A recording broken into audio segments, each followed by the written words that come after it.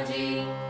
श्री निर्मला देव्यै नमो नमः।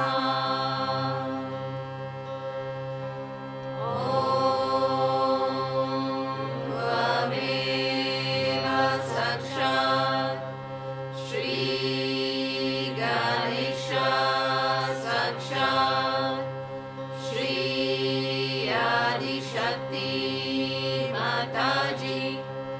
श्री निर्मला देव्यै नमो नमः।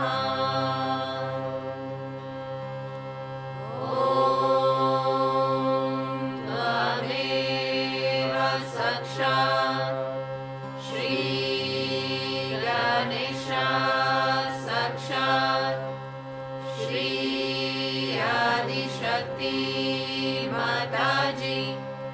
श्री निर्मला देव्यै नमो नमः।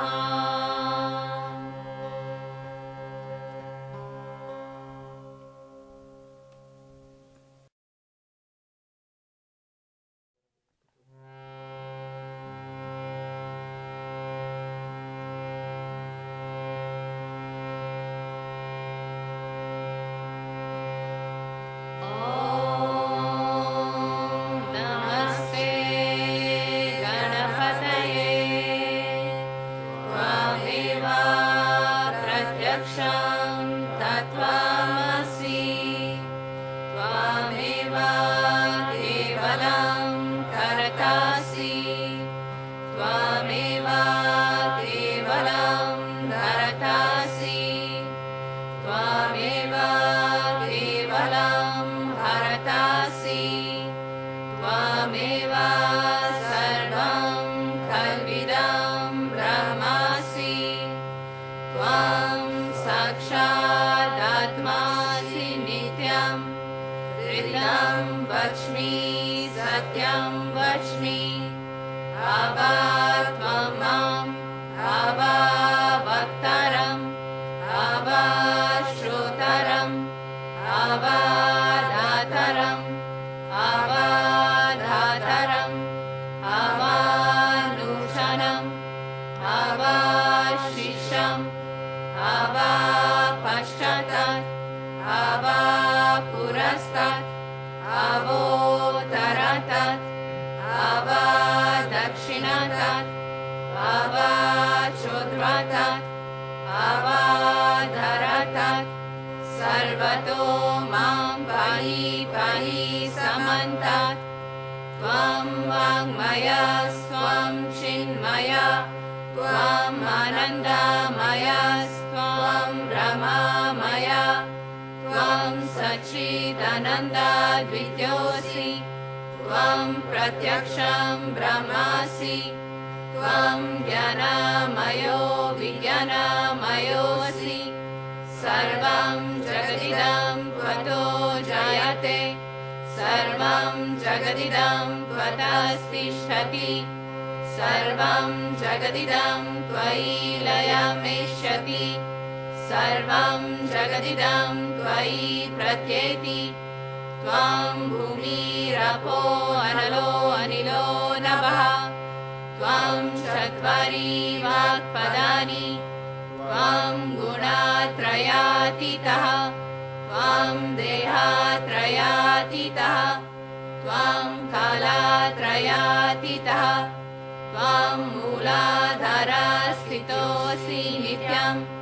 त्वं शक्तित्रयात्मकः।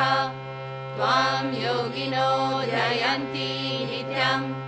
त्वं ब्रह्मा स्वं विष्णु स्वं रुद्रा स्वं इन्द्रा स्वं अग्नि स्वं वायु स्वं सूर्या स्वं चन्द्रमा स्वं ब्रह्मा भूर्भुवः स्वरों। गणादीं पूर्वमुच्चार्य वर्णादीं तदनन्तरम् अनुस्वारः परातरः। अर्धेन्दुलसितं तारेण रुद्धम्। एतत्तव मनुस्वरूपं गकारः पूर्वारूपं आकारो मध्यमारूपम् अनुस्वाराश्चान्त्यारूपम् बिन्दुरुदरारूपम् नादः सन्धानं सहिता सन्धिः सैषा गणेशा विद्या गणका ऋषिः निषद् गायत्री छन्दः गणपतिर्देवता ॐ गं गणपतये नमः एकदन्ताय विद्महे वक्रतुण्डाय धीमहि तन्नो दन्ती प्रचोदयात् एकदन्तं चतुर्हस्तं पाशमङ्कुशधारिणं वरदं च वरदं हस्तैर्बिभ्रणं मूषध्वजं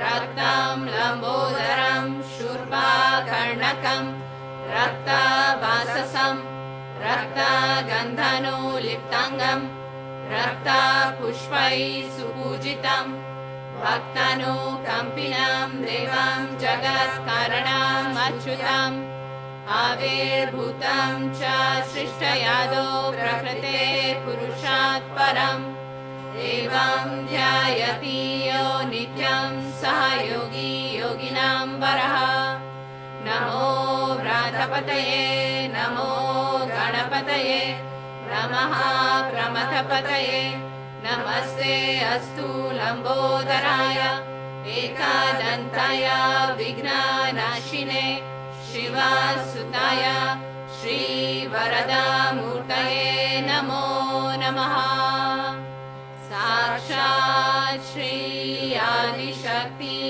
माताजी श्री निर्मला देव्यै नमो नमः।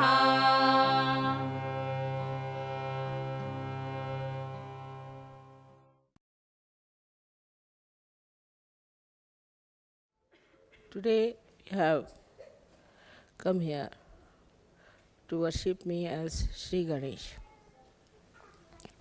We have been singing the praise of Sri Ganesha before every puja. And we have such tremendous respect for Sri Ganesh, because we have found out that unless and until Sri Ganesha, who is the symbol of our innocence, is not awakened within us, we cannot enter into the kingdom of God. And even to stay there and to enjoy the blessings of Sri Ganesha, we have to have our innocence fully blossoming. So we praise him, and he is very easily praised.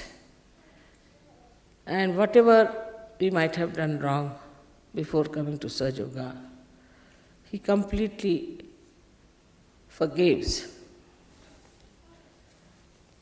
because he is the eternal child. You have seen children, when you slap them, sometimes get angry with them, they forget it. They only remember the love and not what they have suffered at your hands. Till they grow up, they do not have memory of bad things done to them. From the very beginning, a child is born to a mother. He doesn't know what he has gone through. Then gradually the memory starts working, and he starts restoring things within himself. But in the beginning only he remembers what nice things have happened to him. So we always like to ponder about our childhood, what we enjoyed in our childhood. But as we start growing up, we start remembering all the miseries and all the tribulations we had to go through. All the ordeals through which we have passed, we tried to magnify it. In childhood, the children only remember the people who have loved them and not the people who have hurt them. They don't want to remember, perhaps.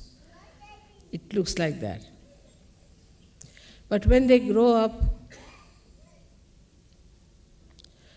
they only try to remember those people who have harmed them or have troubled them.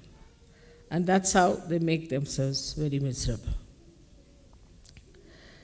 But the principle of Ganesha is extremely subtle. It's the subtlest of subtle.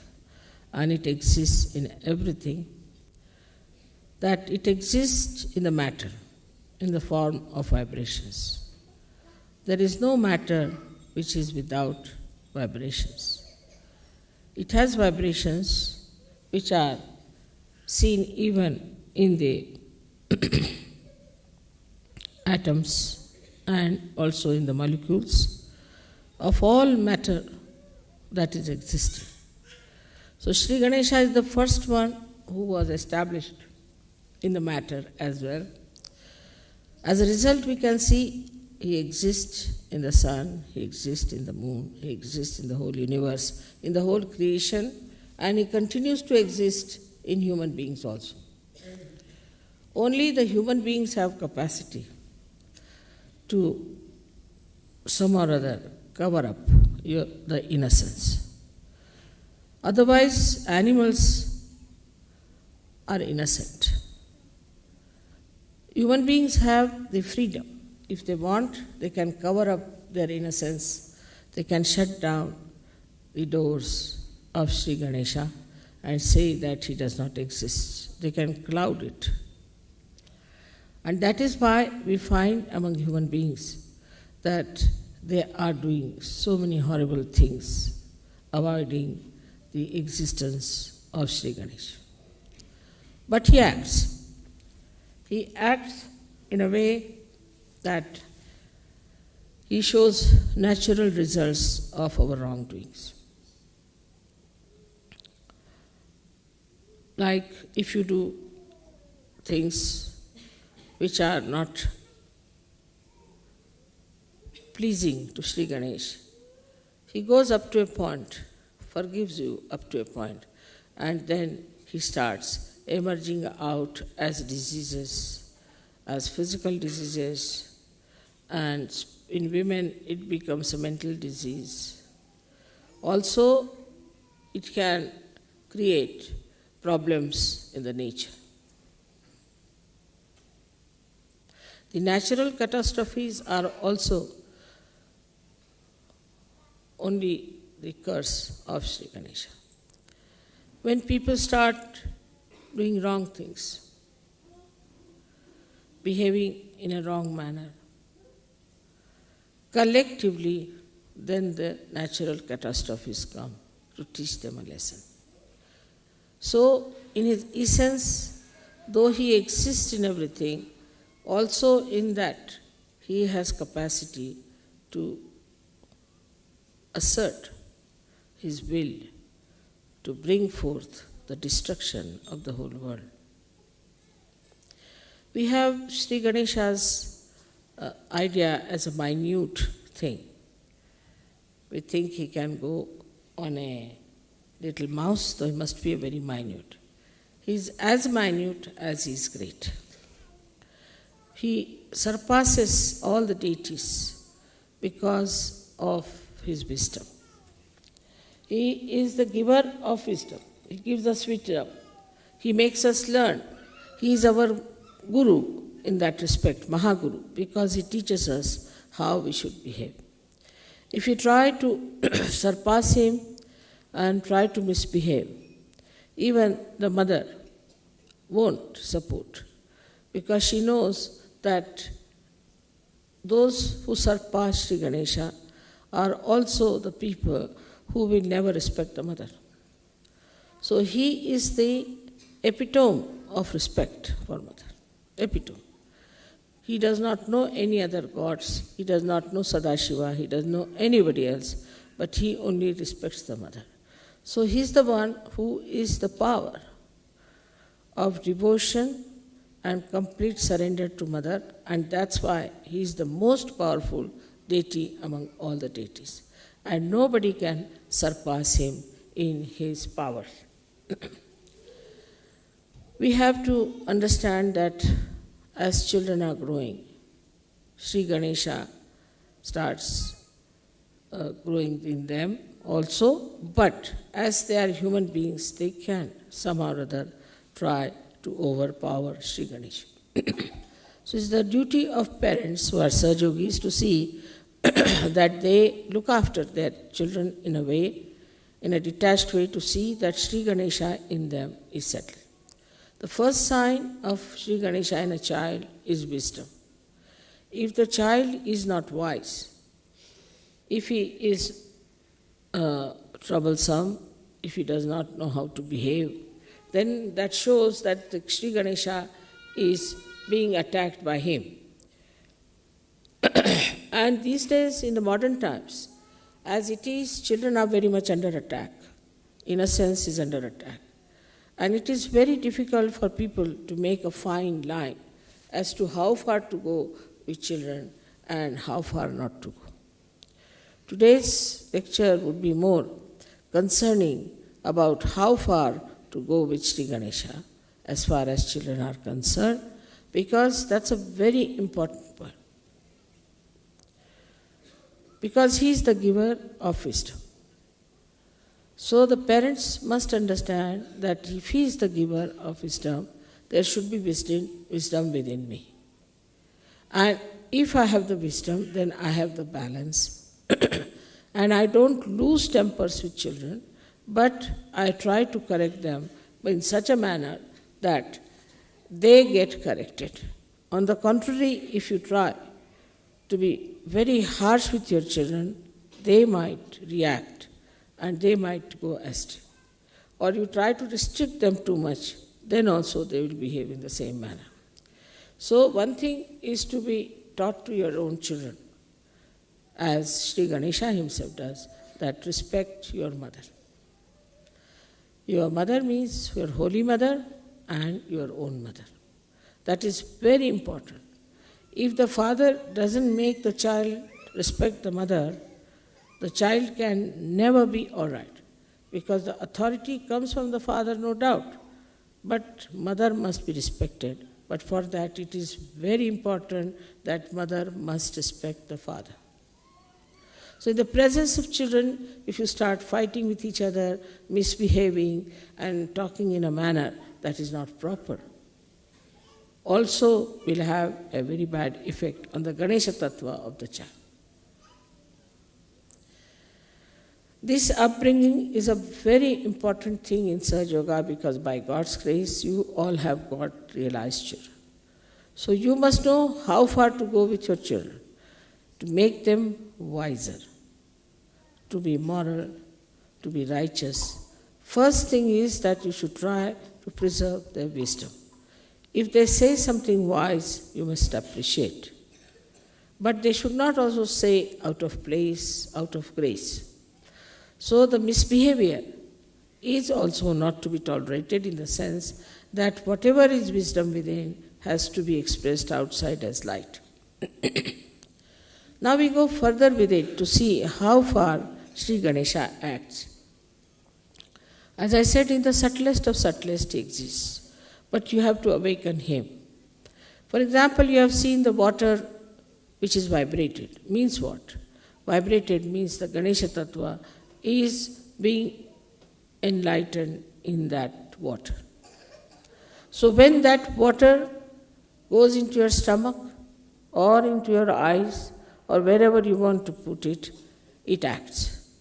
Acts in a way that it excites Sri Ganesha Tattva into anything that you put it. Now you have seen we have got miracles of agriculture to begin with. Miracles of agriculture is such that people are amazed. But it's very simple. Once you start exciting the Ganesh principle into the seed, it becomes 10 times, sometimes 100 times. Even the Mother Earth, which we think to be something dead, can be vibrated. Supposing you Sahaja-yogis walk bare feet on the ground, the Mother Earth gets vibrated. Such Mother Earth will act on the trees, on the grass, on the flowers, on everything. As it is, the Sahaja-yogis have been telling me that in their ashrams, all the flowers that grow are out of size and very fragrant. Like daisies never had fragrance in London or in England, never. Now the daisy size was so small, it has become so big, and you see them everywhere, so fragrant. And it is a miracle the first time when I told somebody that the daisies have fragrance, they couldn't believe it. And when they saw the fragrance, they were surprised. In the same way, Ganesha Tattva understands things, organizes, works out. If it is awakened, if it is not, it is sleeping, then it does not. So it acts, it works out. Like a little seed when it sprouts, at the tip of the seed, there is a little cell which has got the Ganesh Tattva which is being awakened. So it knows how to go down, how to go around the stone, and how to embed itself, and how to reach the source of water. But it has only the sense how far to go to exist, how far to go to nourish yourself on a very material plane, how to allow the tree to grow. But this Ganesh Tattva starts becoming very, very subtle and subtlest at the point of Agya Chakra. At the time of Agya Chakra, it understands that it has now the spiritual dimension. The same Ganesha Tattva which acted in a small little tip of a root now acts for the spiritual thing. That's why people close their eyes when they meditate, because they don't want to see anything else, but they want Sri Ganesha just to act for the meditative process of their Kundalini. This process of meditation, when we close our eyes, acts. But if you see, if somebody is sleeping and he is dreaming, you will see there will be, the eyes will be all the time moving, there will be moving eyes. This Ganesh Tattva is now acted by your attention. If you have an attention which is all the time going from this place to that place, to that place, to that place, then it is affected. Especially in the case when we start looking at men, looking at women all the time, then also our Ganesha Tattva gets very much destroyed. Such people are difficult for rising in their ascent, because Agya itself goes out. Then this Ganesha Tattva can also be reduced if you are very materialistic, all that worried about your things, like you have something in the house, you're worried about and looking at everything all the time, trying to correct it, and all the time worried about the matter. Then also this Ganesha Tattva can be lost, because you are all the time worried about these things. Like we are going to the shop and we are seeing everything, what is there, what should I buy, what should I buy. Like that also, if you do too much, it will be. But supposing you are buying something out of beauty, for beauty. You want to buy something for beautifying your house. That means you are trying to do something to please others. You are doing it to make others very happy. Then it acts the other way around. Then it increases your ascent. But if it is done only to create a kind of a joy for others, sharing of the beauty of whatever you have bought or you have taken. But supposing you are buying anything for making others feel jealous, that also I have recently learnt that there is a capacity like that for people to buy something to make others jealous, not to make somebody feel happy. If there are people who buy things just to make others feel jealous, then also their Ganesha Tattva can be destroyed. What you should buy, anything, you should make a beautiful house. When somebody comes to your house, you should say, oh, what a nice thing we have seen. Not attachment to the thing, but attachment to the thing, how people feel, how they feel nice and relaxed, and they feel their Sri Ganesha within them, which is beauty. When this feeling comes in, then we should say there's Ganesh Tattva. And it's a very motherly feeling, it is. Like a mother always wants to give sweet things to her children, beautiful things to her children. In the same way, in that you have that Vatsalya, as it's called, is the feeling of the mother for the child. That subtle feeling you have, that people have come to my house, now see how they are happy, they are enjoying this, and they are appreciating it. In that way, you also satisfy a very great Ganesh principle, is that you have taken note of the artists. Though the artists are creating, they are all beautiful things out of matter through the Swadhisthana, but without Swadhisthana being governed by Sri Ganesha, it cannot be beautiful. These days, as you see, the artists are taking to all sort of grotesque things and very immoral things. And these things are of no eternal value. Today people will buy them and tomorrow they'll throw away. Only the things which have got the subtle Ganesh principle in it acting, which makes you soothe down, which makes you feel peaceful, which makes you feel happy, is the one that is appreciated. So Sri Ganesha establishes within you the higher self. So the baser self, which enjoys all baser things of lives, are being curtailed down, being cut down, sometimes completely destroyed by Sri Ganesha. I'll give an example of Mona Lisa. If you see Mona Lisa, I don't know, she cannot be an actress, she cannot win any beauty contest, I think. Her face is very serene, very motherly, very pure, her eyes. And why is it that she's eternally so much appreciated? The reason is there is Ganesha principle in her. She's a mother. And the story about that one is that this lady had lost her child. And she would never smile, she would never cry. And one little child was brought to her. And when she saw the child, then the smile that came on her face of that love for the child is being depicted by this great artist. And that's why people are appreciating it. And you have seen in the West, though the people don't show much interest in the mother-child relationships, anywhere you go is the mother and child theme, is the best. They'll show you a photograph, this is mother and child, this is Christ's mother and child. When the Christ was brought down, the mother is there.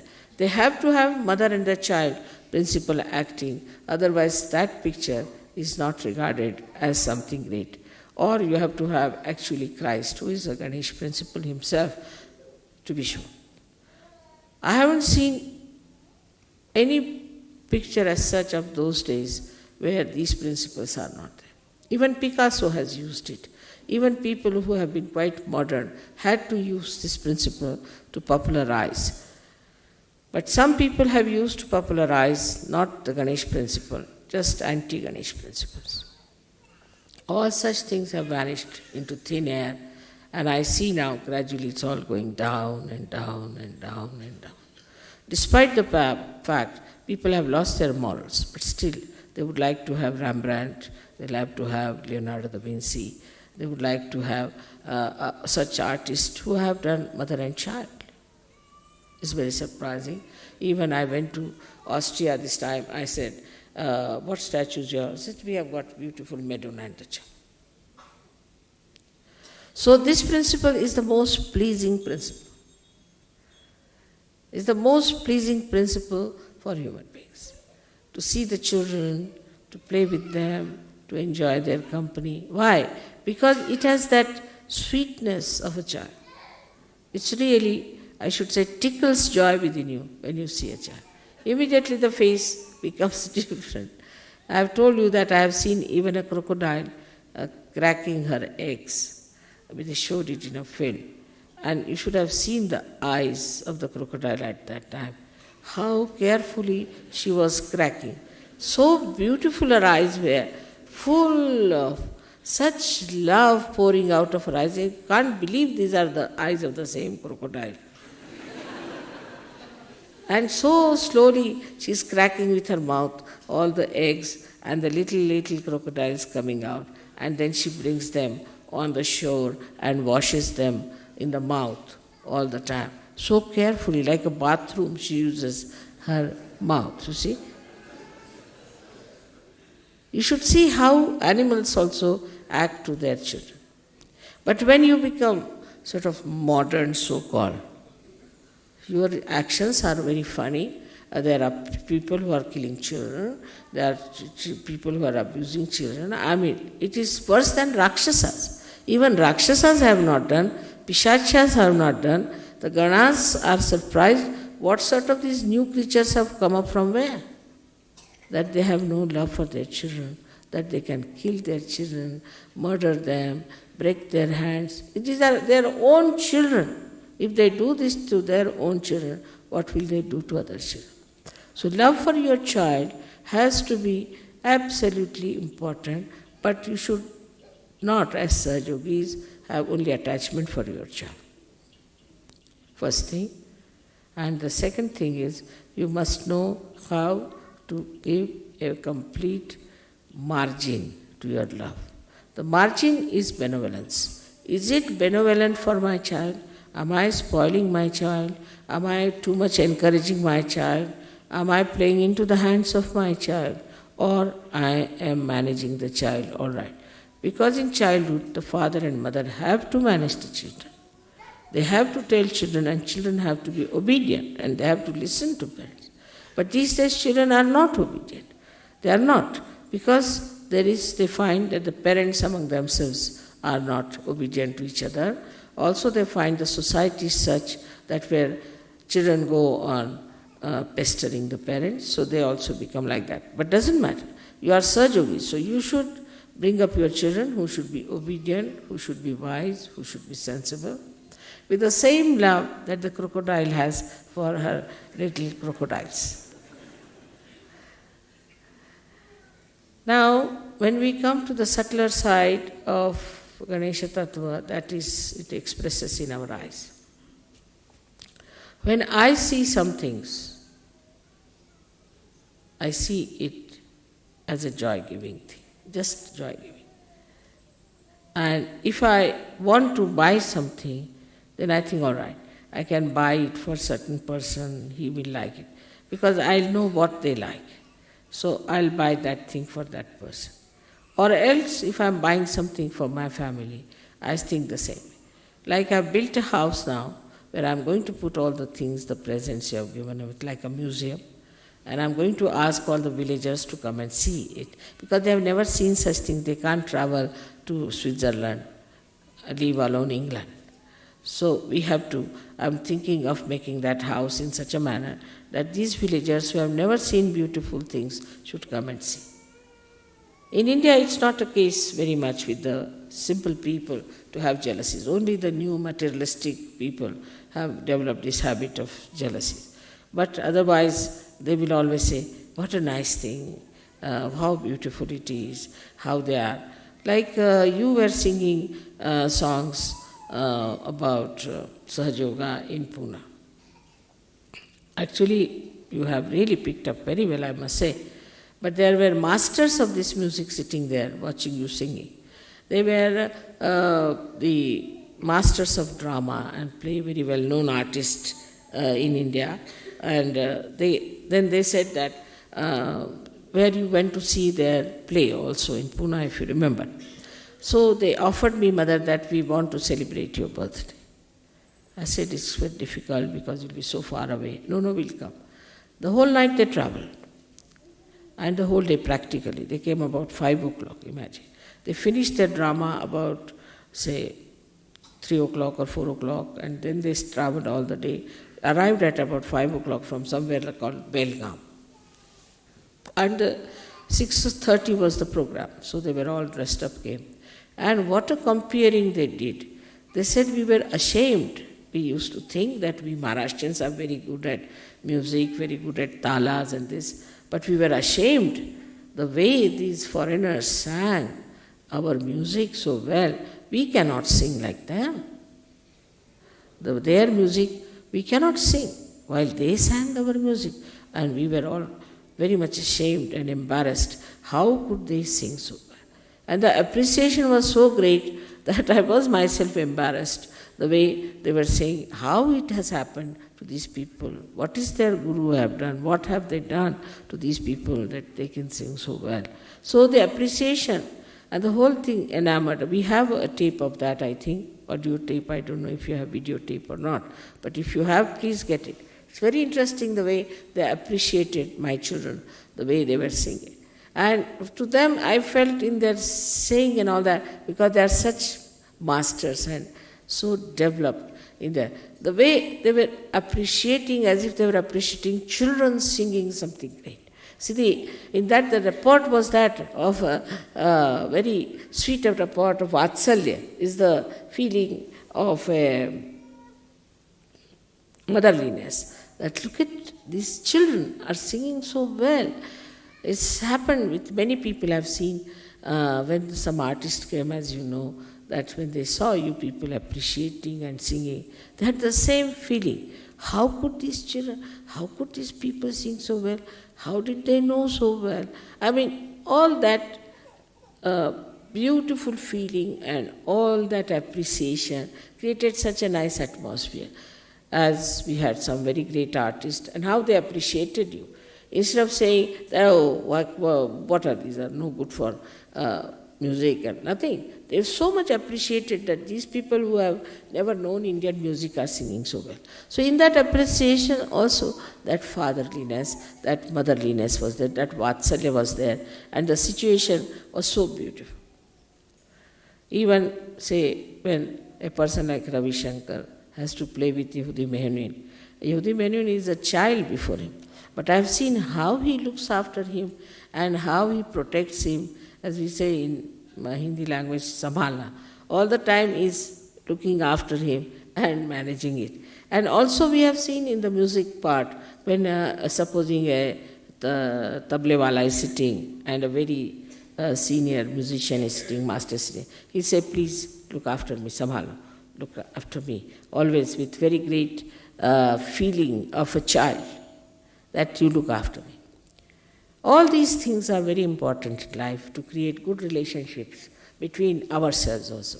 Those who are younger to us, those who are not so well off, or those who are not so much talented, or those who are not so much equipped in knowledge of Sahaja Yoga, or who are not so much senior in Sahaja Yoga. We have to look after the others like in a very fatherly manner, or we can say as a motherly manner, that they are not equipped. So all right, we have a Ganesha Tattva, so excite their Ganesha Tattva. They should feel dependent on us for achieving the mastery or achieving the higher state. As the Guru principle is absolutely bound by Ganesha principle. If a Guru does not have a Ganesha principle, he becomes a horrid fellow, and nobody wants to stick on to him, and they all run away from him. Though he might punish, he might also get angry with the disciples. But basically, what he thinks, he is my progeny. I am developing him, I am building him. But in the modern thinking is that let them be individuals, let them be independent. So the father and mother do not look after their children in that manner, that they should. That see, this is my son, I have got a talent, I must teach him, he must come up. He is the one who is a continuation of my own self. So this idea of having every individual, you are individual, at 18 years you get out of the house, you do what you like, stand on your legs. No. Life is a continuous basis. It is not just you stand on your legs, but it is a question of one has to be all the time connected with the whole. Unless and until you are connected completely, we cannot understand collectivity of innocence. The collectivity of innocence, I see sometimes, I'm very happy that a child of somebody is in the lap of somebody, sitting very sweetly, coming as if he's your own father, coming and sitting just on your lap, without knowing that he's not my father. But still, that consciousness is not there. So this breaks the feeling of my and possession, that this is mine, this is mine, this is mine. And what makes you the feeling that we are now a means, we can say, an instrument, a media, by which we express the Ganesha Tattva all over. That is vibrations. So the vibrations itself about which you are asking, these vibrations themselves are nothing but the principle of Sri Ganesha, is Omkara. And when it is, then what is it? That feeling, as I told you, of Vatsalya, the feeling of love between a child and a mother. That feeling, it is the one that is vibrations between the child and the mother. The distance between the two is vibrations. And that's what one has to feel.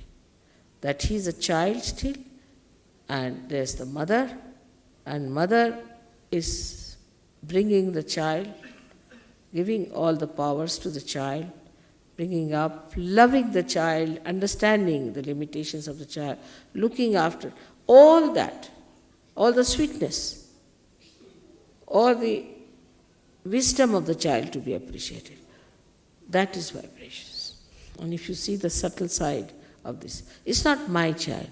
This is not only a limited thing, because it is eternal. It's everywhere. So you cannot have it. In everything you do, I have seen people, the way they handle things in the West. We Indians have to learn also from them. What's happening? So we have to accept for them what is the way to handle also beautiful things, how to look after beautiful things, how to manage beautiful relationships. See, you shouldn't be harsh, you shouldn't be unkind, you shouldn't say things which are insulting to others so that the relationships are broken. So all the relationships that are between human beings and God are through the Ganesha principle. So when it becomes the relationship between you and God, then there are vibrations. And then that same relationship should extend to everything that you do. You should see what things are good, whatever has got vibrations. Today I want to tell you something very important about this all-pervading power we have heard about. These are nothing but vibrations. Parama Chaitanya is nothing but vibrations, where all identities are lost. Where the mother is lost, father is lost, we can say, nothing remains, then it is just this vibrations, this subtle Vatsalya exists. That's all. And this is the only thing, out of which everything comes and remains in itself. Like we can say that the sun's rays come out and then they try to create chlorophyll. So it's not, that we cannot compare sun with that. Or we can say from the ocean, the clouds come out and they try to nourish the Mother Earth. That's also cannot be compared. Everything is inside. This Parama Chaitanya has got everything inside this. So we can say that everything is nothing but knowledge, is nothing but truth, is nothing but light. But when the folds of these come out, then we get into the folds of that Chaitanya, and then we become ignorant. But there is nothing like ignorance. It doesn't exist.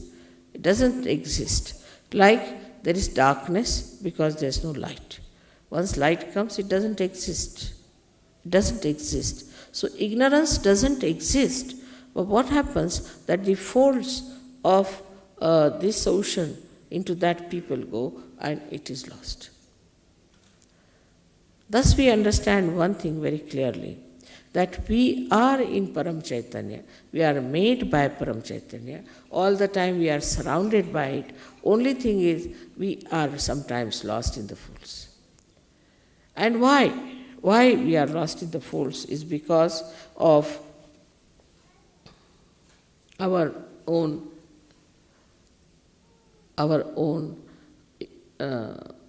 unawareness. This awareness has to come, that we are part and parcel of that Paramachaitanya.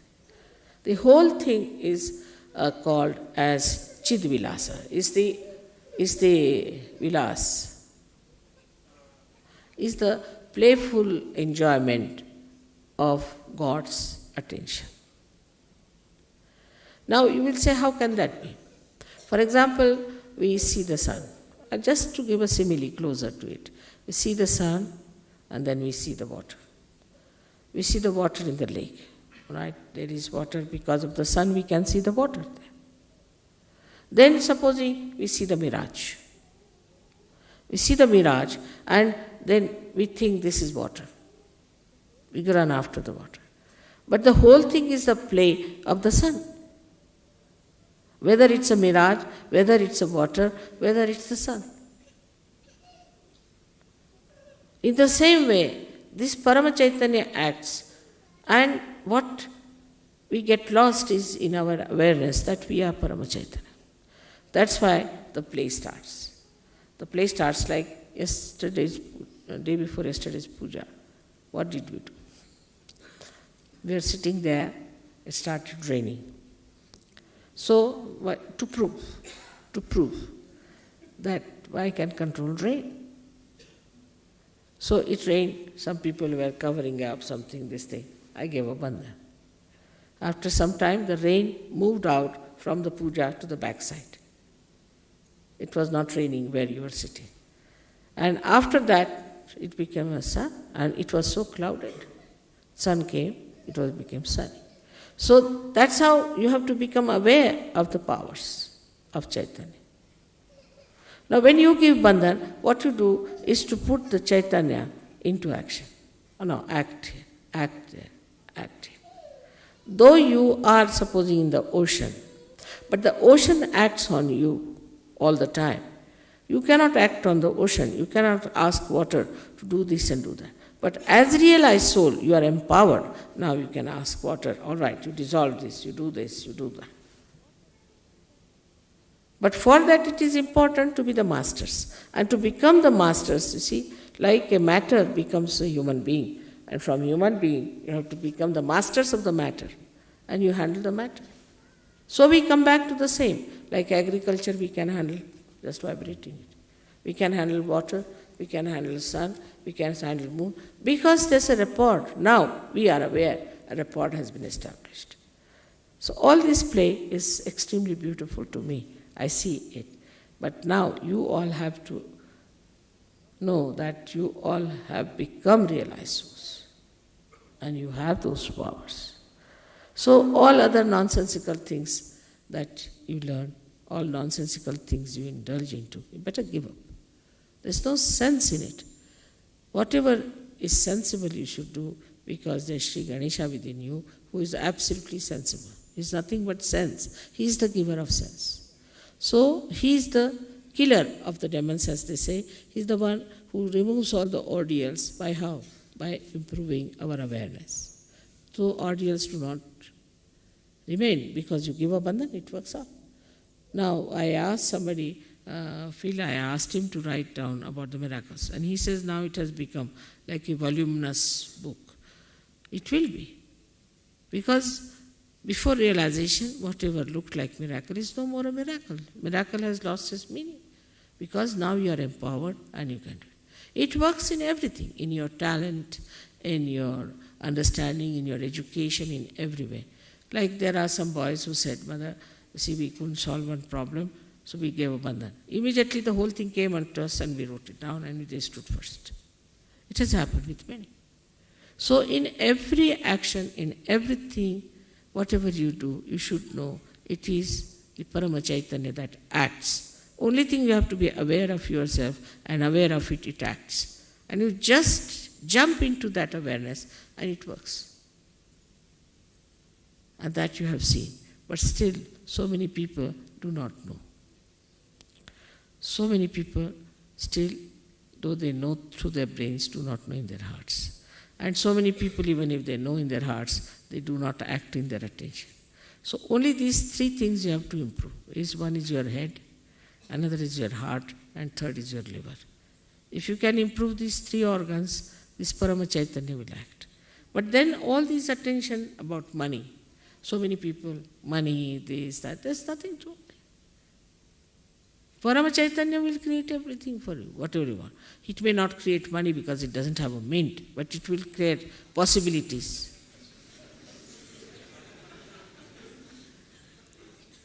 Possibilities. And this is something to be understood very well. And it's so blissful to know that now you are aware of the Parama Chaitanya and you can master it. Master it in the sense not that you dominate it, but you ask him like a jinn, you can say, all right, do this, do that. With respect. With respect, it works. But the way sometimes we do not pay respect to Parama Chaitanya is also something surprising. The way we act all the time, the way we are behaving. Like in my presence, people will sit down and close their eyes. Or they will start worshipping the photograph instead of me. Sometimes the way they handle their kundalini, sometimes the way they behave towards themselves and others, all these things are to be understood. Now that we have entered into the kingdom of God means Parama Chaitanya. And that we are very important citizens of that. If one can understand this, then I think Sahaja Yoga can be very successful. Everything will work out. Miraculously, everything will work out. And all those who are not aware about the possibilities, to what they can reach, they are thrown out, in the sense in the fold, in the ignorance, so-called, into the darkness. Again, they can come back to light when they have sense. So be forgiving about them. It can happen to you also if you understand that way. I hope today's lecture you have been able to assimilate within yourself. That's very important, to assimilate, to know that you are in the Parama Chaitanya. And that's how you'll become very sweet, you'll become very considerate and very loving, affectionate and wise. That's very important. May God bless you.